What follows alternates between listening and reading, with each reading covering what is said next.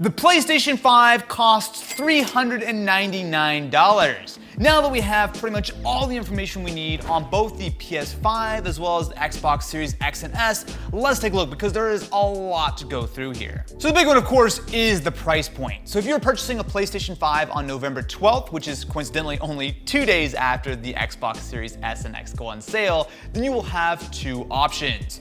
Now, if you want the standard vanilla PlayStation 5 with an optical disc drive, that will run you $499. The same price, of course, as the Xbox Series X. However, if you want to go and drop that optical disc drive and go for the digital edition of the PS5, then you'll be able to save a full $100 and pick it up for $399. Now, I don't think I need to tell you that that is a very aggressive price point. There were tons of rumors beforehand that they were having issues trying to get their price down to where they needed, but after last week we saw Microsoft put their cards on the table and show off that very aggressive price point for specifically that Xbox Series S. I think this is really Sony trying to kind of meet them in the middle. Now, between the PS5 and the digital edition, for $100 of difference, you're really not seeing much. Really, you just lose, at least as far as we know, you just lose the optical disc drive. Now, there may be other changes, but as far as we know, there's no spec difference or anything like that. And that is in key contrast to what Microsoft have done with the Xbox Series S. So when you look at the PS5 versus the Xbox Series X, they're actually very equivalent, right? It's the exact same price. You have optical disc drive, you have a little bit more power on the Xbox side, but they're pretty similar. But when you compare the PS5 digital edition to the Xbox Series S, they are very, very different. So if you've seen our video on the Xbox Series S, you'll know a lot of this, but essentially this is a console which will run the same games, right? So you'll be able to play all of the Xbox Series X games as well as a lot of the older like Xbox One titles and whatnot if you download them. But the difference is that it is targeting a much lower resolution, somewhere between 1080p and 1440p. Now on the PlayStation 5 digital edition side, that should have none of these limitations. So essentially it is a full PS5 just without the ability for you to buy and insert your physical game discs. Now, of course, that might be a downside for some, but considering that you're saving $100 and able to still play games at like 4K and 120 FPS and whatever it is that the main console can run, I think that is an incredibly impressive price point. I mean, let's not forget, while yes, $100 seems like, oh yeah, I guess it makes sense when you look at the Blu-ray drive, but realistically, Sony and Microsoft probably are able to buy those Blu-ray drives for $20, maybe $25 each, which means that Sony are leaving a ton of profit on the table when you buy that PS5 digital edition compared to the physical. Now, there are a lot of reasons for that. I mean, we'll talk a little bit about PlayStation Plus and some of the games that they're bringing out, but generally speaking, I assume that they did this for, first of all, they want to actually be able to be very competitive with the Xbox. And secondly, they're going to make that money up by taking all of that profit from buying those digital games. Because let's not forget, when you buy a physical game, say it's $60, some of that money goes to the GameStop or the Best Buy or whatever the store you're buying it from. Whereas when you buy a digital game, Sony's making that sweet, sweet money. Well, and Microsoft too. Now, based on the event today, it's clear that they don't have a ton of launch titles, as does the Xbox. I mean, it's looking pretty light on that front across the board. But Sony does have a few things, such as the PlayStation Plus collection, which will give you a large variety of games that will be essentially available if you're a PlayStation Plus subscriber on day one. Now, to be fair, these are all PlayStation 4 games, so things like Fallout 4, Infamous, Last of Us. I mean, there's actually a pretty good selection. But if you're a PlayStation player, you're probably already gonna own a few of these. But that being said, it is actually really nice that this is going to be included at day one, so you'll at least have something to play on your PS5.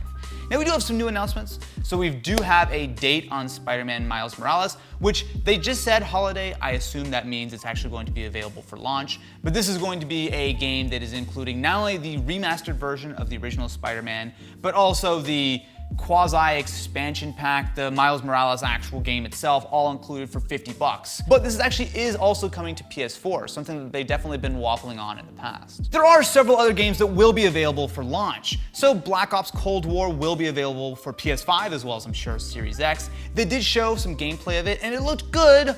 Although some of the things, like if you look at this box here, looked a little bit last gen to me with a sprinkling of ray tracing on top. There's also a very brief trailer for Fortnite, which, surprise, surprise, I mean, it's not on the iPhone anymore, so they might as well put it on the PS5. And there are a few other games that will be available for launch, including Demon's Souls. Demon's Souls. Demon's Souls. And actually one of the things with Demon's Souls is they did a really good job of showing just how fast those load times were. I mean, they would be warping between levels and it was pretty much instant, which is a good example of what that SSD inside the PS5 can really do. Another game that really jumped out to me is Hogwarts Legacy, which has been leaked for quite a while now, but we finally have that official confirmation. Now this is a game that does seem like it will be available across the board, but most of the titles we saw today are console exclusive to the PS5, meaning that they'll also be available on PC. And in fact, the very first trailer we saw of Final Fantasy actually had a big disclaimer saying, played on PC at roughly PS5 spec, and they were immediately like, oh, by the way, all these other games are definitely running on PS5. But that is something interesting. We didn't really see a lot of brand new games today, so I think they had already a couple months ago or last month shown a lot of the games they had. And a lot of the games that they do have coming to PS5 are also available on PC, which is a little bit of a divergence from what we've seen in the past. So there have been a lot of rumors about the PS5, specifically when it comes to how many of the units will actually be available for sale when it goes, well, on sale.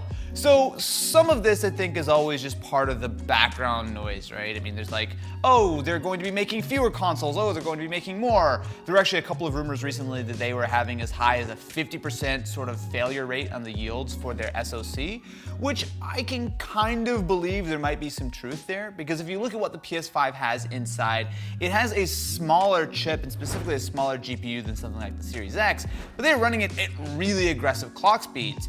And the thing is, so in the PC space, if you design a Core i7 or whatever the case is, if you design a chip, you can easily take advantage of every single little bin along the way, right? So a Core i7 that might not be quite powerful enough to sort of qualify at that whatever clock speed, they can just sell it as a Core i5, turn the speed down, and it'll be just fine. When it comes to something like a console, there's not a secondary thing, right? I mean, if they can't get that full use out of the chip, it goes straight in the garbage, which makes sense if they're pushing it to like 2.2 gigahertz or whatever, that they may have some yield issues. But all of that being said, Sony did come out and basically say, no, it's fine. We have plenty of PlayStation 5s, everything is on track and in schedule, which we'll see how that actually goes. Now, of course, there's another aspect to this, which is the variable frequency. Now again, this is something that I've talked about before, and it's not something necessarily new for the PC space or specifically the mobile space, but in a nutshell, the PlayStation 5 does not run at a standard clock speed. So typically speaking, one of the advantages of a console is that it will run exactly the same no matter how hot it is outside or whatever the case is. You get a guaranteed level of performance, and as a developer, you can really optimize games to get the absolute most out of that performance. Now with the PS5, they've opted to go for a variable boost frequency, which can go up to 2.23 GHz on the GPU, and it can go up to a little over 10 teraflops of overall performance.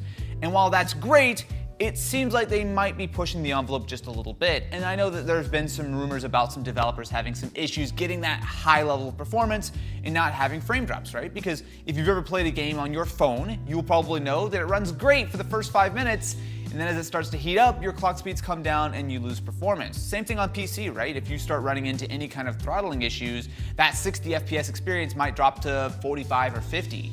Now, all of that being said, we won't know until we actually really get our hands on PS5 units and specifically actually try them in like, what happens if it's in a cabinet without great airflow? All of a sudden, do you lose 20% of your performance or whatever the case is?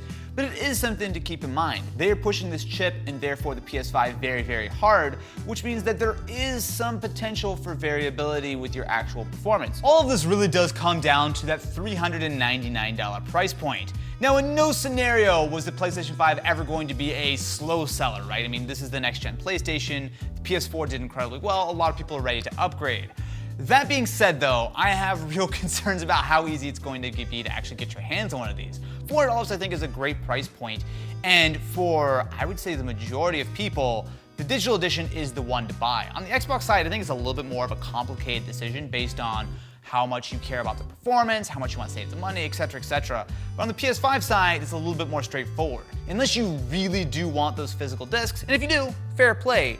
But unless that's a hugely important thing to you, saving the extra $100 with essentially no other downsides, I think is an absolute no-brainer. So, thank you very much for watching. Make sure to subscribe to the channel for lots more PS5 and Xbox content coming up soon. And I am going to go try to get my hands on a PS5 soon so I can make more videos on it.